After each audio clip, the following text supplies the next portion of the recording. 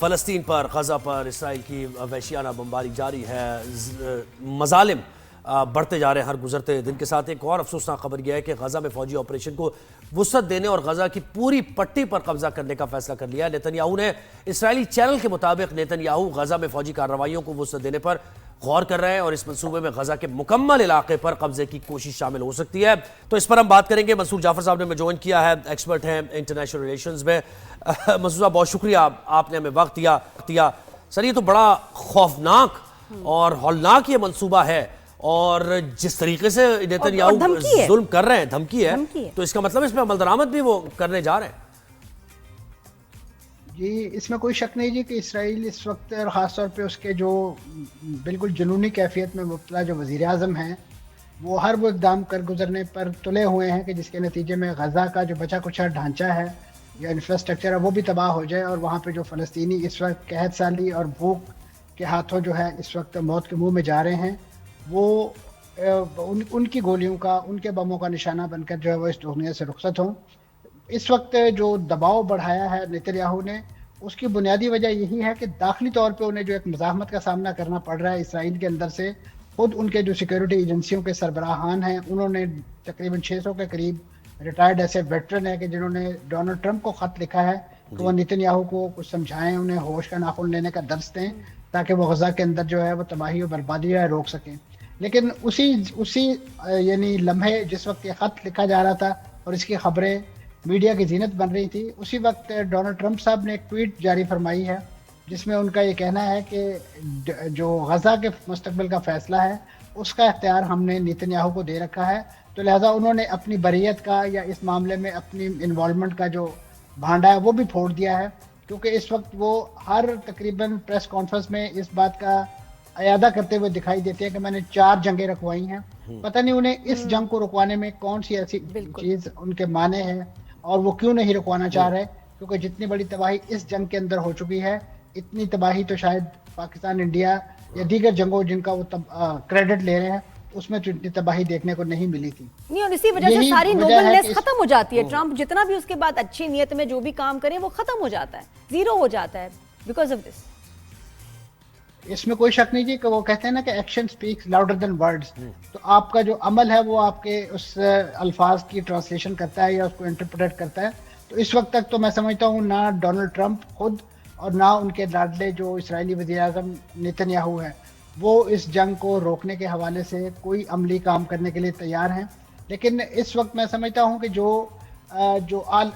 اس وقت جو عالمی فورم ہے، یعنی جو اقوام متحدہ کا فورم ہے، وہاں پہ جو ایک ڈپلومیسی دیکھنے کو مل رہی تھی، اور خاص طور پہ جو بڑے اعلانات ماضی میں ہمیں دیکھنے کو ملے فلسطینی ریاست کو تسلیم کرنے کے حوالے سے،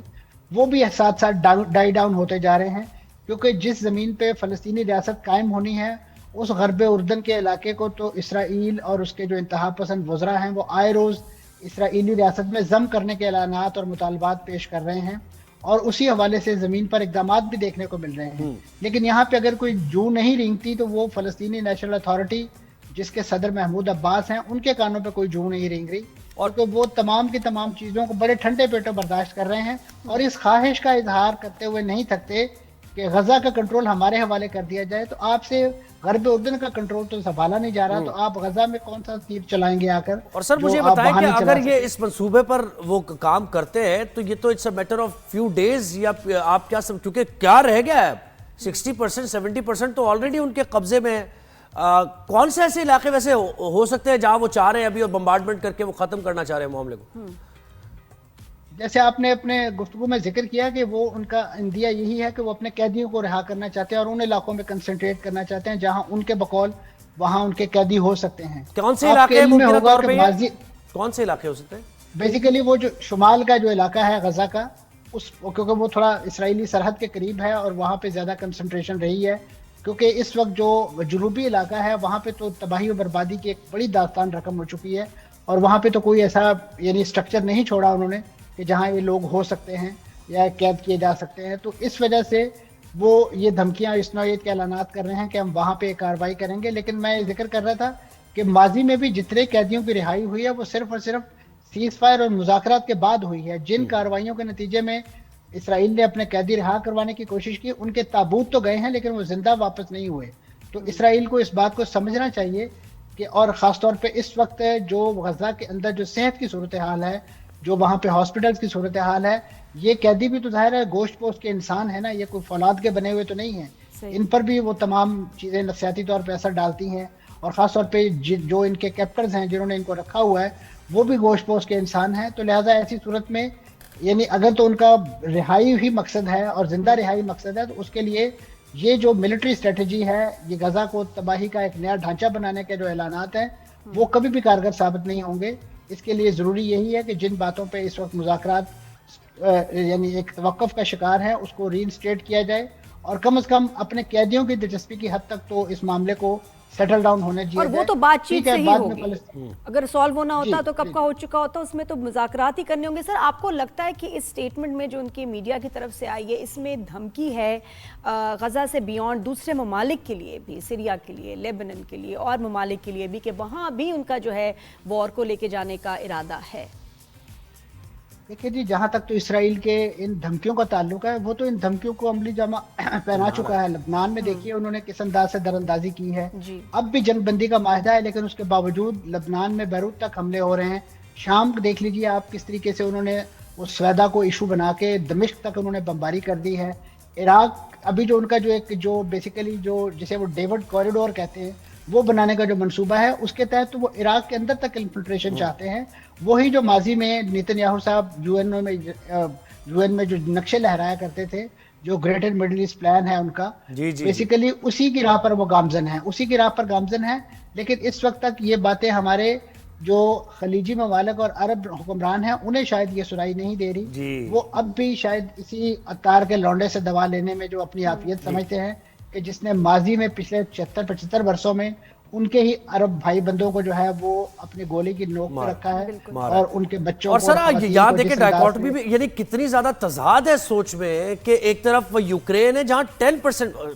ٹھیک ہے جہاں بھی ظلم ہو رہا ہے ہم اس کی حمایت نہیں کر سکتے, لیکن ایک طرف یوکرین ہے جہاں غزہ کا 10% بھی نہیں ہوا ہوگا ابھی تک, چلے 20% 30%, غزہ کا مقابلہ کوئی بھی نہیں ہے, اسرائیل کا فلسطین کا مقابلہ کوئی بھی نہیں ہے. لیکن اس پر یو ایس پریزیڈنٹ یہ کہہ رہے ہیں کہ کیونکہ رشیا یہ کر رہا ہے تو ہم وہاں انوالومنٹ, اور جب غزہ کی بات آتی ہے تو کہتے ہیں کہ میں نیتن یاہو کرے گا جو کرنا ہے, میں یہاں پہ میرا اختیار نہیں ہے. یعنی عجیب تضاد ہے. یوکرین کی چمڑی ذرا زیادہ سفید ہے نا جی, فلسطینی ذرا تھوڑے گندمی رنگ کے ہیں, تو یہ بھی ایک اور خاص طور پہ نیتن یاہو جو ڈونلڈ ٹرمپ ہے وہ تو ایک نسلی امتیاز برتنے والے صدر ہیں, اور آپ دیکھ سکتے ہیں کہ ان کا یہ جو میک امریکہ گریٹ اگین کا نعرہ ہے اس کے تحت جس انداز سے وہ وہاں سے امیگرینٹس کو نکالنا چاہتے ہیں, بلیکس جو ہیں ان کے خلاف کارروائیاں کرتے ہیں. تو لہٰذا ان سے اس نوعیت کے جو ریچل قسم کے جو بیانات ہیں وہ سننا کوئی ایسی اچنبے کی بات نہیں دکھائی دیتی. اصل بات یہ ہے کہ دنیا کو جس امریکہ کے حوالے سے ہم جانتے ہیں کہ ڈیموکریسی, انسانیت اور ڈپلومیسی, کم از کم جو ڈونلڈ ٹرمپ صاحب کا دور اقتدار جو ہے اس کے آغاز سے لے کر اب تک ہمیں تو ان تینوں اصولوں کا جو ہے وہ خون ہی دکھائی دے رہا ہے. اور خاص طور پہ جس طرح اور یہ جو یو این کا اجلاس ہوا سر, اس کی کوئی وقت, کوئی ورت اس کی ہے؟ پاکستانی مستقل بندوق نے تو بات کی ہے اور یو این کے انہوں نے بھی بات کی ہے, لیکن جی وہاں جو کانفرنس منعقد کی گئی تھی فرانس اور سعودی عرب کی میزبانی میں, اور جس سے بڑی امیدیں لگائی گئی تھی کہ دو ریاستی حل کے حوالے سے بڑا کوئی تیر مارا جائے گا, اس کا جو منتہا اور مقصود جو اس کا اینڈ ریزلٹ نکلا ہے وہ ایک اعلامیہ نکلا ہے جس میں ماضی میں تو صرف اور صرف یہ مطالبہ اسرائیل اور امریکہ ہی کرتے تھے کہ حماس اپنے ہتھیار چھوڑ دے اور غزہ سے نکل جائے. اب اس میں جو 22 رکن ہیں عرب لیگ کے, جو اسلامی اور عرب دنیا کے ممالک ہیں, انہوں نے بیک آواز ہو کے اس مطالبے کی حمایت کر کے ایک لحاظ سے امریکہ اور اسرائیل کے ہاتھ مضبوط کیے ہیں کہ اس وقت یعنی اس وقت پورا جو ان کا زور ہے وہ یہ ہے کہ حماس یہاں سے نکل جائے, حماس ہتھیار ڈال دے. پچھلے 22 ماہ سے تو اسرائیل نے ایڑی چوٹی کا زور لگا دیا ہے ان کو اس انداز سے. لیکن سر بات عجیب تھوڑی سوچنے کی یہ بھی ہے کہ یہ ایک طویل اور ایک خطرناک جنگ کا اعلان کر رہے ہیں آلموسٹ, تو جب ایران کے ساتھ جنگ ہوئی تو اسرائیل کو کافی نقصان اٹھانا پڑا اور انہوں نے بڑی ٹھیک ٹھاک پٹائی کی ہے ان کی, تو وہ پرفارمنس دیکھ کے اتنی بڑی بڑی یہ باتیں کر رہے ہیں, تو کس کی سپورٹ ہے اور کس بیس پہ؟ دیکھیں جی اس میں یقیناً ایران چاہے جتنا بھی کمزور ملک تھا لیکن اس نے فائٹ بیک کیا, اور خاص طور پہ اسرائیل کا وہ جو ایک خواب اور وہ جو ایک دعویٰ تھا نا انوینسیبل ڈیفنس کا, وہ ملیا میٹ کر دیا. गजा के अवाम ने और मज़ाहमत कारों ने इब्तदा में अपनी मज़ाहमत दिखाई है। अब सिर्फ और सिर्फ यमन से ही जो रॉकेट या मिसाइल जो है इक्का दुक्का आते हैं और उसके बाद ही इनकी रातों की नींदें हराम हो जाती हैं। तो असल इशू तो ये है कि एक मज़ाहमत अगर तो गजा के अंदर से नहीं हो पा रही तो कम से कम जो खित्ते के ममालिक हैं उनकी तरफ से ही कोई इस नौयत के ऐलानात या इक़दामात जो हैं वो देखने को मिलेंगे, जिसके नतीजे में इसराइल को महसूस हो कि वो घेरे में है। यानी इस वक्त इसराइल एक ऐसा मुल्क है कि वो अरब मुल्कों के घेरे के अंदर है, यानी उसे अगर वो फिजिकली भी दबोचना चाहें तो दबोच सकते हैं। नहीं, लेकिन क्योंकि वो घेरे में तो है सर, लेकिन वो दंदनाता फिर रहा है इस घेरे के अंदर, कोई रोकने वाला नहीं। बहुत शुक्रिया बात साहब, आपने वक्त दिया।